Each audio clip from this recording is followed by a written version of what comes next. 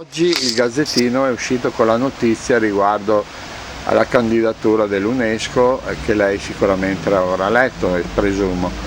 Cosa pensa lei di questa candidatura che sta andando in porto? Cosa si auspica? Questo risultato raggiunto. Risultato, certo.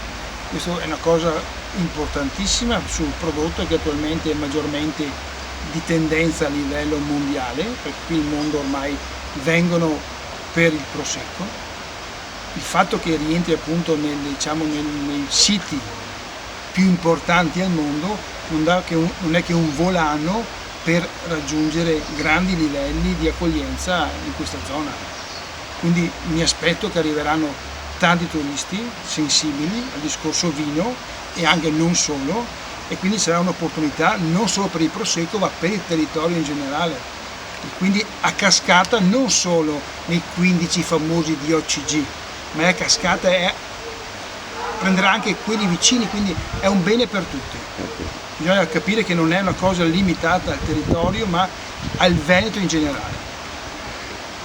Sicuramente qui è stato fatto un grande lavoro di promozione da parte della Regione, il nostro Presidente, che ringraziamo ovviamente per quello che ha fatto, che ha accolto questa notizia con grande entusiasmo, visto che si è speso molto. Diciamo che cosa rimane da fare ancora per migliorare.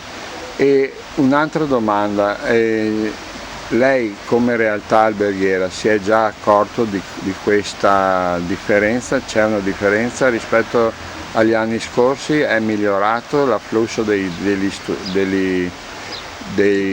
turisti stranieri e locali, oppure come siamo come trend? Io credo che il trend è in continua crescita. Ci sono delle zone che soffrono mentre il prosecco sta crescendo anno dopo anno. Io le posso dire che sono nel territorio da 20 anni e che fino a 5 anni fa era impossibile trovare una cantina che ti facesse una degustazione vera, un'esperienza, non un bicchiere di vino. Era impossibile trovare uno che ti riportasse i clienti, gli ospiti a fare questo tour del prosecco. Adesso io ne ho 4-5 partner, sia vinicolo che transfer, quindi vuol dire che il territorio ha capito la potenzialità di questo meccanismo. Sta crescendo in questo periodo anche una nuova associazione di rete che si chiama Prosecco Hills, che sarà l'anello portante di organizzazione, di cooperazione fra le varie strutture alberghiere e non solo, perché si collegheranno anche aziende che affittano le biciclette, che portano i turisti. Faremo una rete integrata per dare un supporto, perché la strada nel mondo del turismo, ci insegnano in Alto Adige, ci sono in zone che sono arrivate prima di noi, è molto lunga, abbiamo molto da fare, molto da crescere, però la volontà c'è. L'importante è che il pubblico lo recepisca come il privato e che ci sia quindi una sinergia. Per esempio Follina l'ha capito questo, perché da 2 anni ha portato il paese fra i borghi più belli d'Italia e fra 2 anni ci sarà l'Assemblea nazionale, quindi il sindaco Collet ha capito questo e di questo devo dare atto a lui. Tornando all'UNESCO, grande grazie al nostro Presidente Zaia, che da sempre ha creduto nel prosecco.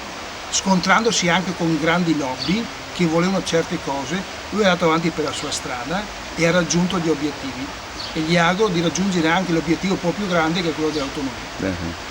Quindi un lavoro di squadra, diciamo, e di sinergia fra i vari componenti del territorio, in modo da rilanciare il Veneto come Veneto nella sua peculiarità e nella sua diversità, come in un grande puzzle. Esatto, noi vendiamo, per esempio, ricordiamoci che noi abbiamo Venezia, che è un'attrazione turistica spaventosa. Noi questa zona la vendiamo come le colline di Venezia. Quindi, per far capire a un turista, sulle colline di Venezia si trova il miglior prosecco al mondo. È per quello che sono un grande estimatore del Cartizze, perché racconto il territorio. Non vendo un'uva, non vendo un vino, vendo un territorio. E di questo faccio, per esempio, io anni fa vendevo P come Palladio, adesso vendo P come prosecco. E diciamo negli ultimi, lei è qui da 20 anni, ha visto una crescita anche nelle presenze nel suo hotel?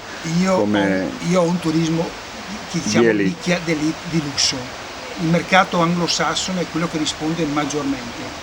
E posso dire una cosa, adesso quando mi telefono l'ospite mi fa: noi veniamo da lei, ci organizza un tour del Prosecco. Non succedeva 2 o 3 anni fa. ecco, questo è il nuovo trend. Quindi vuol dire che il Prosecco a me porterà moltissimo. Infatti io ho sempre creduto nel consorzio, che è l'unico in zona a fare una promozione. Perfetto.